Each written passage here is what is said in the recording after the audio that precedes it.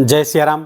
मैं आचार्य राजेश श्री राम जन्मभूमि अयोध्या से प्रिय दर्शकों प्रस्तुत हुआ आप सबके समक्ष सूर्य राशि परिवर्तन प्रभाव को लेकर के। सूर्य का ये परिवर्तन इस बार अद्भुत है, क्योंकि ये सा परिवर्तन ग्रहों की ऐसी स्थिति बनी हुई है, नक्षत्रों की ऐसी स्थिति बनी हुई है, जिसके कारण से कहा यह जा रहा है कि 144 वर्षों बाद ऐसा योग बना हुआ। यूं तो सूर्य का परिवर्तन हर वर्ष 14 जनवरी को मकर राशि पर हो जाता है, लेकिन इस बार ऐसा योग 144 वर्ष बाद बना है।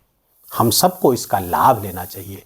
14 जनवरी की प्रातः 8:55 पर सूर्य देव अपनी वर्तमान अग्नि तत्वीय राशि धनु राशि को छोड़ करके पृथ्वी तत्वीय राशि मकर राशि पर गोचर कर जाएंगे और कन्या राशि के लिए ये गोचर उनके पंचम स्थान पर होगा। 14 जनवरी से 12 फरवरी तक आपके पंचम स्थान पर सूर्यदेव विराजमान रहेंगे। क्या होगा इसका परिणाम?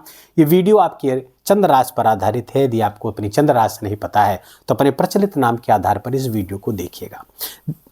इस गोचर सूर्य भगवान की इस गोचर का विशेष लाभ है और कुछ विशेष स्थितियां बनी हुई है। पहले तो ये समझिए सूर्यदेव करते क्या। सूर्यदेव इस पूरी सृष्टि की, इस जगत की आत्मा है। सूर्य एवं जगतस्थुष्ट आत्मा कहा गया है। जगत आत्मा है और इस किसकी? जगतस्थुष्ट, जगत की पूरे आत्मा है और बिना सूर्यदेव की सृष्टि की कल्पना नहीं की जा सकती है। तो सूर्यदेव ही प्राणदाता है, हमारे प्राण के कारक हैं, स्वास्थ्य के, आरोग्य के कारक हैं, साथ ही साथ हमारी सफलता के भी कारक। हमारे जीवन में सफलता मिलेगी या नहीं ये हम सूर्य से ही डिसाइड करते हैं। कुंडली में उच्च पद प्रतिष्ठा प्राप्त होगी कि नहीं इसके कारक भी सूर्यदेव ही होते हैं। सूर्यदेव इतने महत्वपूर्ण होते हुए जब आपकी पंचम राशि पर गोचर, 5वें स्थान पर गोचर करेंगे आपकी राशि से, तो आपके लिए क्या परिणाम लेकर के आएंगे इस पर हम थोड़ा सा विश्लेषण करते हैं। अच्छा, एक चीज और देखिएगा, सूर्यदेव की इस गोचर की विशिष्टता यह है इस बार की कि देवगुरु बृहस्पति की 9वीं दृष्टि सूर्य पर पड़ रही है।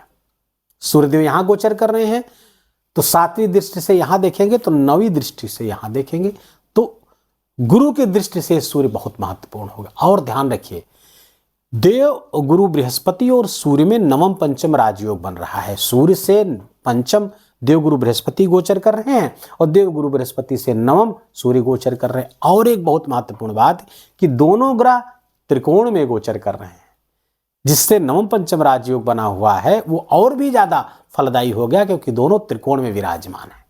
तो कन्या राशि के जातकों के लिए बहुत ही शानदार ये गोचर होने जा रहा है।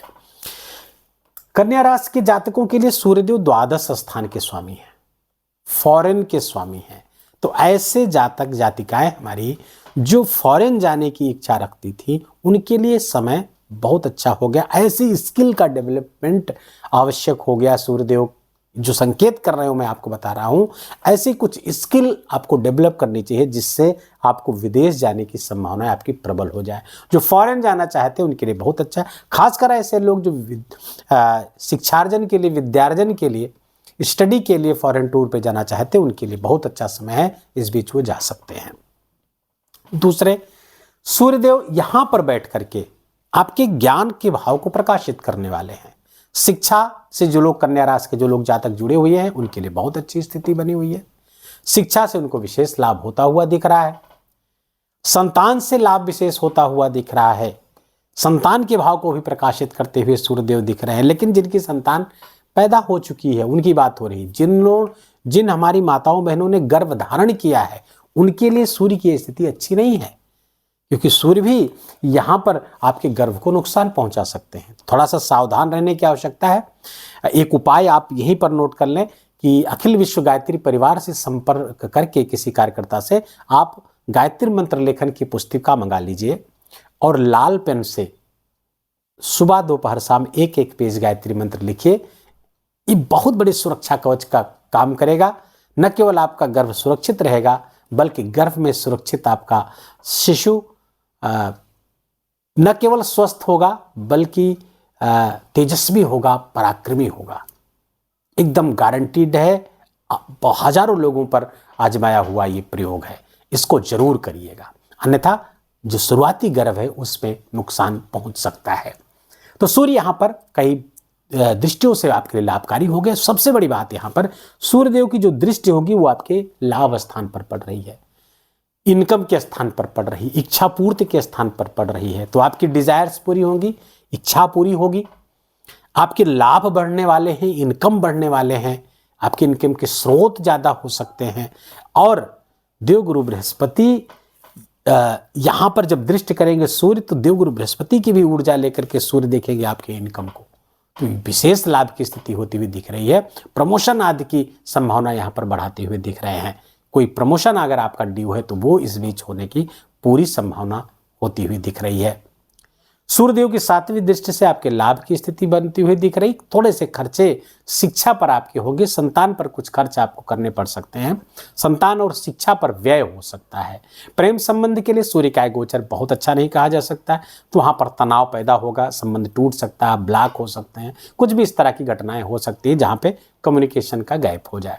धन वृद्धि होगी, धन वृद्धि होती हुई दिख रही है, क्योंकि आपके जो धनेश है वो इसमें शनिदेव के साथ है और उच्चाभिलाषी है, और वो भी 28 जनवरी के बाद आ जाएंगे, उच्च के हो जाएंगे, तो धन की वृद्धि होती हुई विशेष इस कालखंड में आपको दिख रही है। धन वृद्धि होगी, साथ ही साथ आपके व्यापार व्यवसाय में बहुत जबरदस्त उछाल आने वाला है सूर्य के इस गोचर के दौरान।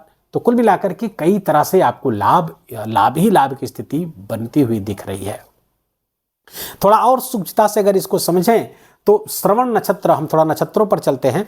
श्रवण नक्षत्र पर रहेंगे 24 जनवरी के। श्रवण नक्षत्र के स्वामी है चंद्रमा, और चंद्रमा हमारे मन का कारक है।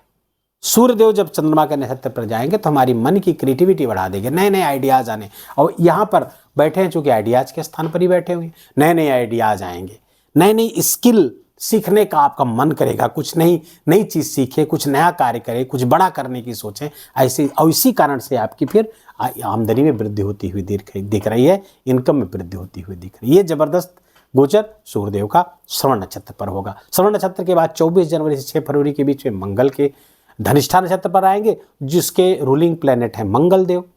मंगल देव इसमें गोचर कहाँ कर रहे हैं? जब धनिष्ठा नक्षत्र पर जाएंगे तब मंगल गोचर कर रहे होंगे आपके 10वें स्थान पर, दिग्बली होंगे मंगल। उस समय जबरदस्त लाभ आपको प्राप्त होगा, नौकरी की तलाश पूरी होगी।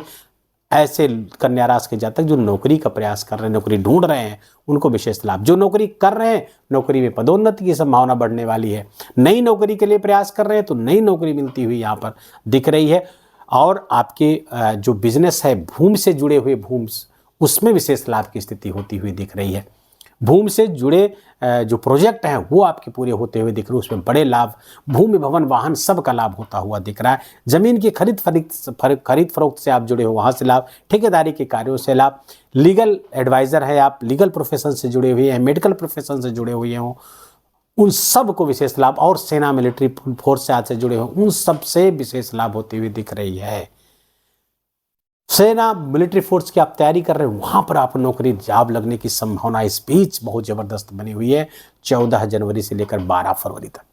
और खासकर जब धनिष्ठा नक्षत्र पर आएंगे सूर्यदेव तो वो समय होगा 24 जनवरी से लेकर के आपके 6 फरवरी तक। 6 फरवरी के बाद सूर्यदेव शतभिखा नक्षत्र पर गोचर करेंगे 6 फरवरी से 19 फरवरी तक।